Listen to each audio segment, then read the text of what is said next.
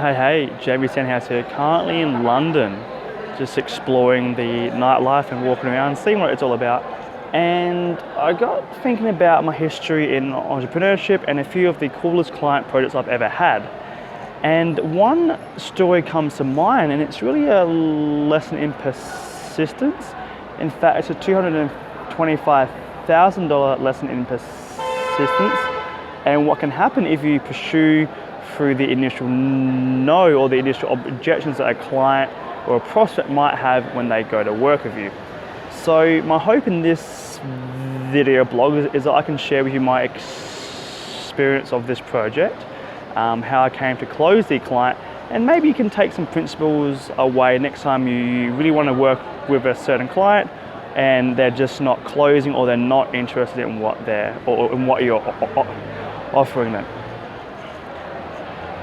So this was in late 2013, I believe it was, and I came across a client or a potential client that I saw online that had great potential, right? I knew they had a brand, I knew they had the platform, but they weren't utilizing it correctly. I'm able to see before talking to them if they are a good client and if I can help them out. So I came across this certain individual online and I had approached them, and the initial response was, no thank you, I haven't heard of you, I don't know who you are, and I'm not sure if you're any good. So the first response was a decline. I was like, okay, that's fine, no worries, I will chat to you soon, hope you have a great, hope you have a great week, I'll talk to you soon. So a week went by, and you can imagine what happened next. I sent them another email saying, hey, just checking in, seeing if you want to talk about a possible project or a possible launch and if I can help you out in any way. The response there, of course, was another no.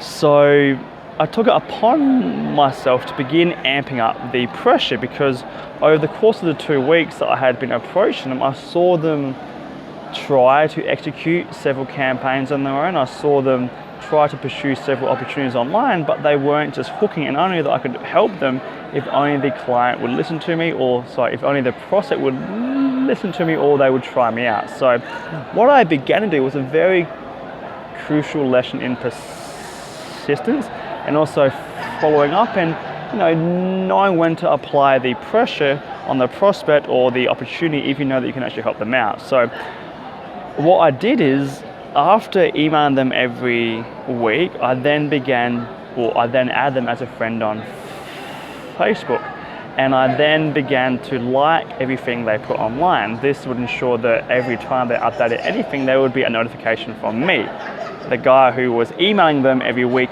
asking would they like to work with me.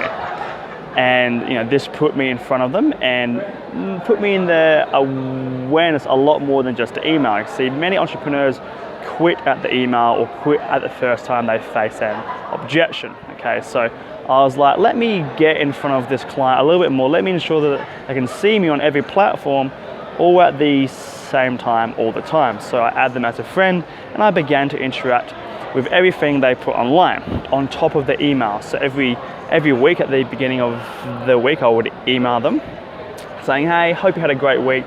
Just checking in to see if you would like any help, or if you want to talk about a possible project together. And then along with that, every day I would be interacting and liking everything or interacting on multiple platforms of anything that the prospect put online. This again ensured that I was in front and in their awareness completely. Now this went on for another 2 weeks. So this is 4 weeks trying to pursue this client and trying to close them into a possible opportunity of working with me personally.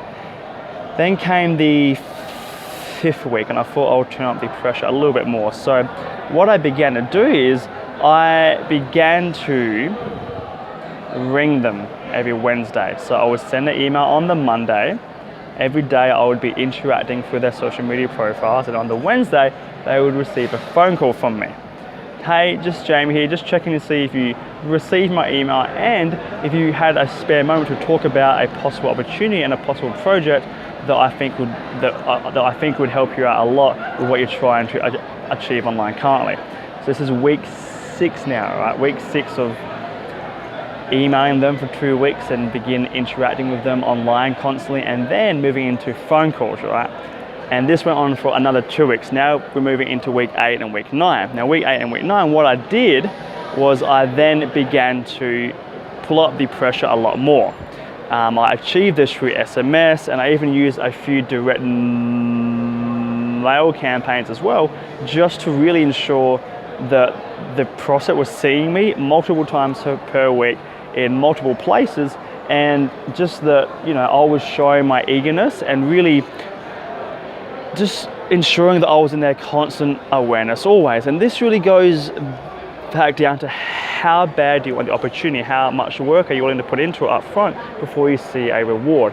See, many entrepreneurs and many salespeople drop out on the first decline of the prospect or the first failure of a project.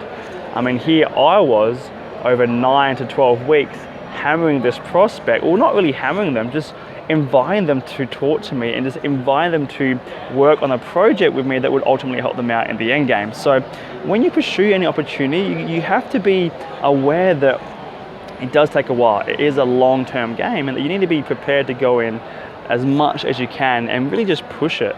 Like, people ask me, you know, Jamie, how do I go after my dream 100 clients? And I say, well, as hard as you can every day, all the time, 24 hours a day. Because if you're pursuing an opportunity for them and the opportunity can help them, as it did for this client here, the client ended up earning just over $250,000 in, I think, a year after working with us. And that wouldn't have happened if we didn't pursue the client aggressively, if we didn't hammer them, if we didn't, you know, actively chase them down for the opportunity that we had in mind for them. Okay, so in pursuing a prospect or idea or a project or a dream, you just got to go all out. You have to say, okay, what other approaches can I do? That didn't work, change my approach or add it to the current cycle of approaches, right? So if you're pursuing a Dream 100 client list, or you want to pursue a certain opportunity, or something isn't getting traction, either you haven't been pursuing it for long enough, or you haven't been adding in new approaches into the mix. You have to be constantly adding in new approaches and constantly being persistent. I think persistence shouldn't be a thing that you turn on and off. I think it should be a habit. I think it should be something that you have every single day. I think it should be a trait, right? I don't think it should be something that you just switch on and off. I think it should be something that is actively engaged every single day of your life. So that's a quick rant about persistence and the role it can play in your journey to grow your company or to launch out a new project. Just keep persisting until you get the answer you want, or make a game of it and see how long you can persist, because it will make a great story in the end.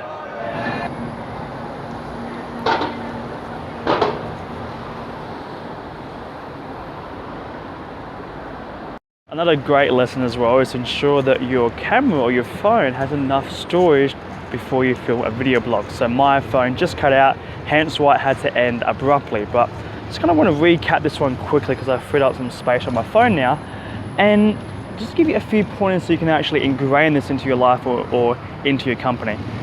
And that is that when you're pursuing anything, just look at all angles and ask yourself, you know, is there anything else that we can do to be more persistent towards this goal?